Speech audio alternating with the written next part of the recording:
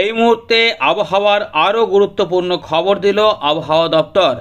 বৃষ্টিপাত থাকবে দক্ষিণবঙ্গ থেকে উত্তরবঙ্গে, এর পাশাপাশি উত্তর পূর্ব ভারতে বৃষ্টিপাত থাকবে। 27 তারিখ পর্যন্ত বৃষ্টিপাত রয়েছে। বৃষ্টিপাত দক্ষিণবঙ্গের বেশ কিছু জেলাতে হতে পারে। 22 তারিখে যে ঝড় বৃষ্টির সম্ভাবনা দক্ষিণবঙ্গে ছিল সেটা দিনের বেলার দিকে কিন্তু মোটেই নেই। রাতের বেলার দিক থেকে এবারে বৃষ্টিপাত কতটা কি হতে পারে সকালবেলা এবং দুপুরবেলা এবং রাত্রেবেলাতে এবং পরবর্তী দিনগুলিতে কিভাবে কি চলার সম্ভাবনা রয়েছে আমরা 27 তারিখ পর্যন্ত এই আপডেটে দেখব। এর পাশাপাশি আবহাওয়া দপ্তর বেশ কিছু নতুন তথ্য জানিয়েছে। আরও কিছু পশ্চিমী ঝঞ্ঝার সম্ভাবনা রয়েছে, সেগুলির প্রভাব কি হবে, দক্ষিণবঙ্গের কোন কোন এলাকাগুলিতে বৃষ্টিপাত থাকবে। ইতিমধ্যে বেশ কিছু অংশে বৃষ্টিপাত শুরু হয়েছে, রোদ মেঘের খেলাও চলছিল, কিন্তু তারই মধ্যে বৃষ্টিপাত বেশ কিছু অংশে লক্ষ্য করা গেছে। যারা যারা ইতিমধ্যে বৃষ্টিপাত পেয়েছেন আসাম, মেঘালয়, মিজোরাম, মণিপুর, ত্রিপুরা, এর পাশাপাশি বাংলাদেশ এবং উত্তরবঙ্গ থেকে দক্ষিণবঙ্গে অবশ্যই জানাবেন। আর আকাশ আজ কেমন পেয়েছেন, রোদ মেঘ কেমন পেয়েছেন অবশ্যই জানাবেন। কারা কারা বৃষ্টিপাত একদম পাননি বা যারা যারা পেয়ে গেছেন কমেন্টে কিন্তু উল্লেখ করবেন, তাহলে পুরো বিষয়টিকে অনেকের কাছে পরিষ্কার হবে যে আসলে কি হয়েছে। আমরা তো দিচ্ছি পূর্বাভাস, আসল কি হচ্ছে সেটা আপনারা কিন্তু নিজের এলাকার খবরটা কমেন্টে লিখে দিলেই কিন্তু বোঝা যাবে যে কতটা কি হয়েছে আর কতটা কি হওয়ার কথা ছিল। তো চলুন আমরা পুরো বিষয়গুলোকে দেখাবো, দেখতে থাকুন। বৃষ্টিপাতের যে সতর্কতা দিয়েছে সেই সতর্কতা অনুযায়ী কতটা বৃষ্টিপাত হতে পারে এবং কোন কোন এলাকাতে সেই সম্ভাবনা থাকছে। ইতিমধ্যে আকাশ কি মেঘলা পাচ্ছেন অবশ্যই কমেন্ট করে জানাবেন। দেখুন বন্ধুরা, ইতিমধ্যে ভারতীয় মৌসুম ভবন 22শে ফেব্রুয়ারি জানাচ্ছে যে বৃষ্টিপাতের সম্ভাবনা কিন্তু রয়েছে উত্তর পূর্ব ভারতের দিক পর্যন্ত। এদিকে পশ্চিমী ঝঞ্ঝা রয়েছে, যার প্রভাবে উত্তর পশ্চিম ভারত থেকে শুরু করে বিভিন্ন এলাকাতে বৃষ্টিপাতের কথা বলা হয়েছে। এদিকে নতুন পশ্চিমী ঝঞ্ঝা যেটা রয়েছে হিমালয়ের পশ্চিম ভাগে আবার এফেক্ট দেবে 24শে ফেব্রুয়ারি থেকে, যার প্রভাবে ওই এলাকাতে 24 থেকে 27শে ফেব্রুয়ারি বৃষ্টিপাত এবং তুষারপাত। এবং যেটা বলছে যে এখন যে পরিস্থিতি, জেট স্ট্রিম উইন্ড থাকবে 165 নটস পর্যন্ত এবং এটা উত্তর পূর্ব ভারতে লক্ষ্য করা যাচ্ছে।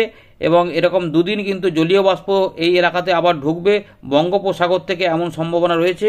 হাই ময়েশ্চার ফিডিংয়ের কথা বলেছে আবহাওয়া দপ্তর। এর প্রভাবে উত্তর পূর্ব ভারতে ব্যাপক সতর্কতা জারি করেছে। ওয়াইড স্প্রেড রেনফল থাকবে এবং সেখানে তুষারপাতও থাকবে। এগুলো অরুণাচল প্রদেশ, আসাম, মেঘালয়, নাগাল্যান্ড এগুলোতে থাকবে। মণিপুর, মিজোরাম, ত্রিপুরা 23 তারিখ পর্যন্ত এবং কিছুটা বিক্ষিপ্ত থেকে হালকা মাঝারি বৃষ্টিপাত থাকবে 24 এবং 25শে ফেব্রুয়ারি। এর পাশাপাশি ভারী বৃষ্টিপাত এবং তুষারপাতের সম্ভাবনা অরুণাচল প্রদেশের দিকে 23 তারিখ পর্যন্ত। আসাম, নাগাল্যান্ডে বৃষ্টিপাত থাকবে 22শে ফেব্রুয়ারি পর্যন্ত বলেছিল, তবে আরও কিছুটা বৃষ্টিপাত যাবে। এদিকে বিক্ষিপ্তভাবে বৃষ্টিপাত থাকবে, হালকা থেকে মাঝারি মানের বৃষ্টিপাত এই সম্ভাবনা রয়েছে বিহার, ঝাড়খণ্ড, পশ্চিমবঙ্গ, সিকিম এবং উড়িষ্যা। এগুলো 24 তারিখ আশপাশ পর্যন্ত চলবে আর কি। এছাড়াও ভারী বৃষ্টিপাত তুষারপাতের কথা রয়েছে সিকিমের দিকে। এছাড়াও কিছুটা শিলা বৃষ্টিপাতের কথা বলেছিল আবহাওয়া দপ্তর, যেটা গাঙ্গেয় পশ্চিমবঙ্গের দিকে বলেছিল। এছাড়া গরম এবং ঘর্মাক্ত আবহাওয়া কিন্তু অন্ধ্রপ্রদেশের উপকূলবর্তী এলাকা এবং ইয়ানাম কেরালার দিকে বলেছে আবহাওয়া দপ্তর। ছবিগুলো একটু একবারে দেখে নিন। এই এলাকার মধ্যে রয়েছে এখানে রয়েছে সতর্কতা, এইভাবে থাকবে 24 তারিখের পর 25 এবং 26-এর দিকে দেখুন আবার বৃষ্টিপাত কিন্তু এদিক হয়ে পূর্ব দিকে যাবে। ফলে 26 বা 27 তারিখ 28 তারিখের মধ্যে আবার একবার এই বৃষ্টিপাতগুলো পূর্ব দিকে যাওয়ার ফলে গাঙ্গেয় পশ্চিমবঙ্গে আসতে পারে। সেগুলো সতর্কতা পরবর্তী ক্ষেত্রে জানাবে আবহাওয়া দপ্তর, সেগুলো পরবর্তী ক্ষেত্রে আপনাদের জানিয়ে দেব, নজর রাখবেন। দেখুন বন্ধুরা, ইতিমধ্যে আলিপুর আবহাওয়া দপ্তরও আপডেট প্রকাশ করেছে 22শে ফেব্রুয়ারি সন্ধ্যেবেলার দিকে। এখানে কি বলছে, 26-27-এর দিকে উত্তরবঙ্গের জেলাগুলিতে শুকনো আবহাওয়া থাকতে পারে, কিন্তু তার আগে বৃষ্টিপাত থাকবে দার্জিলিং, কালিম্পং, জলপাইগুড়ি।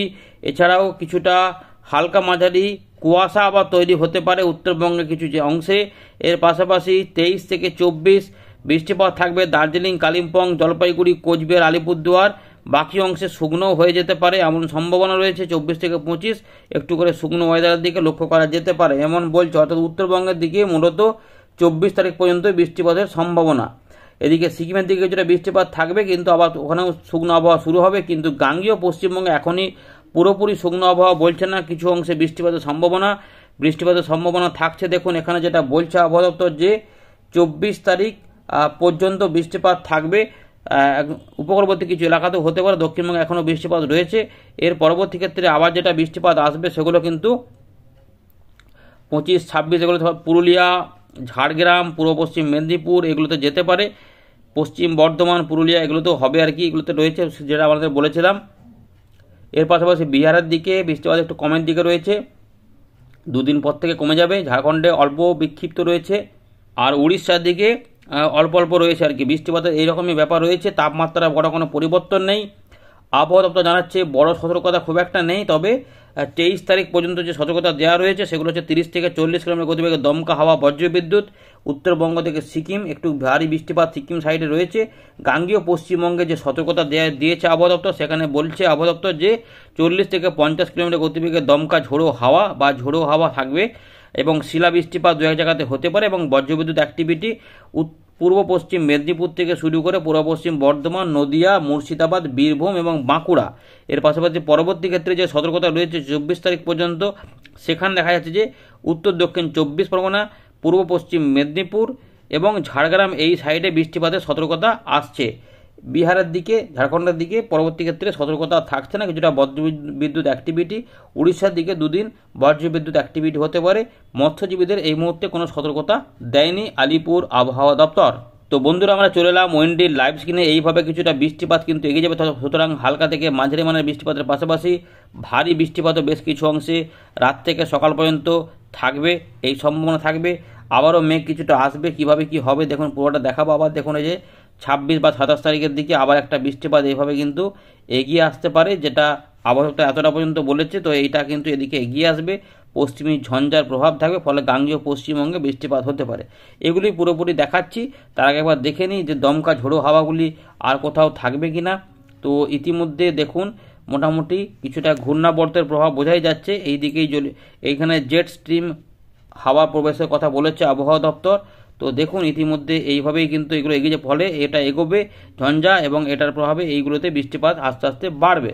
তো এইগুলোতে তার ফলে কোনো কোনো অংশে হালকা মাঝারি বৃষ্টিপাতের পাশাপাশি দু এক জায়গায় শিলা বৃষ্টিপাত এবং কোথাও কোথাও ভারী বৃষ্টিপাত হতে পারে, কিন্তু মূলত বৃষ্টিপাতটা বিক্ষিপ্তভাবে থাকবে, হালকা থেকে মাঝারি মানে। সুতরাং খুব যে ঝড়ের ব্যাপার থাকছে এইরকম নয়, মোটামুটি 24 তারিখ পর্যন্ত কিছুটা দমকা ঝোড়ো হাওয়া বয়ে যেতে পারে এরকমভাবে হয়েছে। তবে সেগুলো আস্তে আস্তে কমার দিকে থাকবে। বৃষ্টি না হলে গুমোট গরম লাগতে পারে, এই সম্ভাবনা কিন্তু থাকছে। তবে কিছু কিছু অংশে সকালের দিকে জলীয় বাষ্পের কারণে কুয়াশা কুয়াশা ভাব তৈরি হওয়ার সম্ভাবনা থাকবে।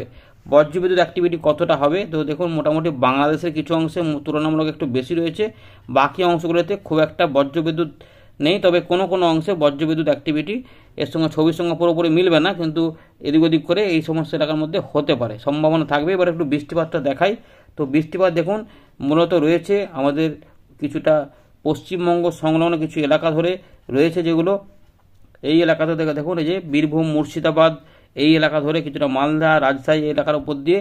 এছাড়াও যেটা দেখা যাচ্ছে যে আমরা যেটা দেখতে পাচ্ছি যে এখানে শিলচর, করিমগঞ্জ অববাহিকা, সিলেট, ময়মনসিংহ, এর পাশাপাশি কাপসিয়া থেকে শুরু করে নগরপুর, পাবনা, ইসুরদি, সিংড়া, বগুড়া এগুলোতেও বৃষ্টিপাত থাকবে। সরিষাবাড়ি, ময়মনসিংহ ইতিমধ্যে ওদিকে বৃষ্টিপাত অনেক জায়গাতে হয়েওছে, মেঘও ভালো যাচ্ছে।